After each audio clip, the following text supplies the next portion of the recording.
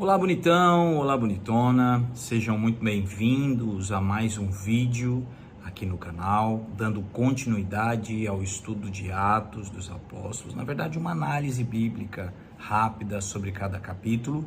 Hoje nós estaremos falando sobre Atos 5 e algumas coisas são muito interessantes nesse capítulo. Fique até o final, tenho certeza que algumas dúvidas que você tem ou tinha serão tiradas aqui e poderemos contribuir juntos nessa caminhada no Evangelho, na Palavra de Deus. Amém? Vamos lá, vamos à leitura.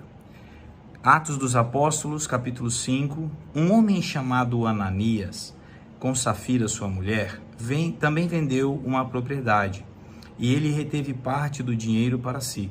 Sabendo isso também sua mulher, e o restante levou e colocou aos pés dos apóstolos. Então perguntou Pedro: Ananias, como você permitiu que Satanás enchesse o seu coração ao ponto de você mentir ao Espírito Santo e guardar para si uma parte do dinheiro que recebeu pela propriedade? Ela não lhe pertencia. E depois de vendida, o dinheiro não estava todo em seu poder? O que levou a pensar que você poderia fazer tal coisa? Você não mentiu aos homens, mas sim a Deus. Ouvindo isso, Ananias caiu morto. Grande temor apoderou-se de todos os que ouviram o que tinha acontecido. Então os moços vieram, envolveram seu corpo, levaram-no para fora e o sepultaram. Cerca de 3 horas mais tarde, entrou sua mulher, sem saber o que havia acontecido. Pedro lhe perguntou: diga-me, foi por esse preço que vocês conseguiram pela propriedade? Ela respondeu: sim, foi esse mesmo.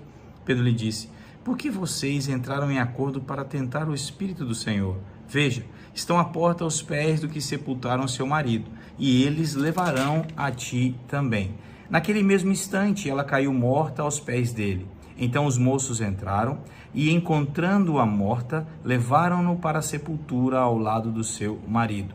E grande temor apoderou-se de toda a igreja e de todos os que ouviram falar desses acontecimentos. Vamos parar aqui no versículo 11, no versículo 11, e eu quero tratar um pouco sobre esse tema de Ananias e Safira. Bom, a Bíblia relata que eles tinham uma propriedade, venderam essa propriedade, ficaram com uma parte da propriedade e chegaram diante dos apóstolos e da igreja e disseram que ali estava todo o valor da propriedade. A gente precisa tomar muito cuidado, porque nesse mundo eclesiástico nosso, onde há realmente muito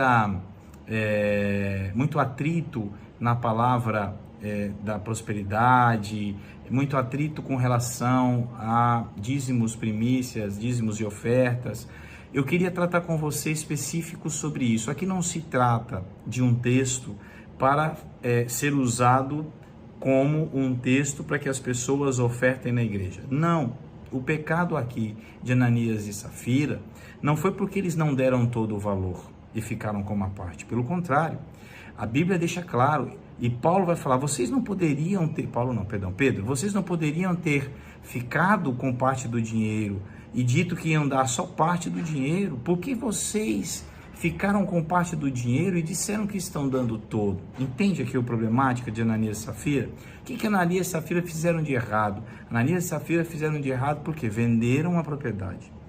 Decidiram ficar com parte do dinheiro, e isso não tem nada de errado. Mas na hora de falar do valor da propriedade e da entrega, disseram para a igreja, principalmente para a pessoa ali de Pedro, que esse era o valor total da venda, quando na verdade era parte da venda. E Pedro vai falar: por que você não disse que era parte da venda? Por que você veio aqui dizer que era todo, se não era todo? O problema não é a quantidade do valor, o problema é você tentar mentir para o Espírito Santo.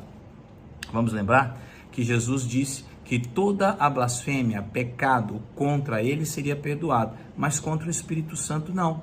Então quando acontece isso, Pedro até vai dizer: por que você tentou enganar o Espírito do Senhor? E aí morre Ananias e morre Safira, mas eles morrem por tentar enganar o Espírito do Senhor. Eles não morrem por ter ficado com parte do dinheiro.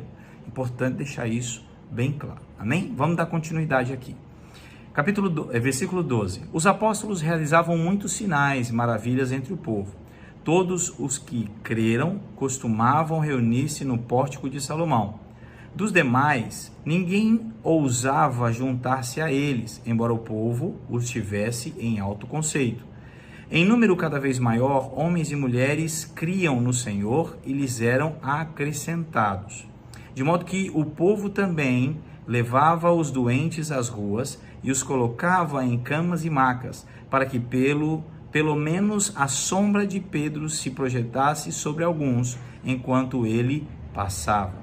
Afluíam também multidões das cidades próximas a Jerusalém, trazendo seus doentes e os que eram atormentados por espíritos imundos, e todos eram curados, ok? Então aqui a gente está vendo, né, os milagres e como os milagres são importantes para poder dar respaldo ao crescimento da igreja. E olha que interessante, fica claro aqui no final desse versículo, o versículo 16, que ele vai dizer que as multidões das cidades próximas. Então note, a igreja já não estava mais restrita a Jerusalém, ou pelo menos a fama da igreja, do que a igreja fazia, já não estava mais resumido à cidade de Jerusalém. Lembra que nós falamos em Atos capítulo 2, que quando o Espírito Santo desce sobre o homem, estavam debaixo da festa das primícias, que hoje é conhecida como Pentecostes, e ali em Jerusalém tinha mais de 100.000 pessoas, uma cidade que normalmente vivia com 25, e na época das festas, e eram 3, e eu expliquei as 3 festas no capítulo 2, se você tem dúvida, vá lá no capítulo 2 que está bem detalhado isso, e a cidade então tinha muitas pessoas de fora da cidade. A primeira conversão, quando o Espírito Santo desce, 5.000 pessoas. Provavelmente parte dessas 5.000 pessoas eram de fora da cidade.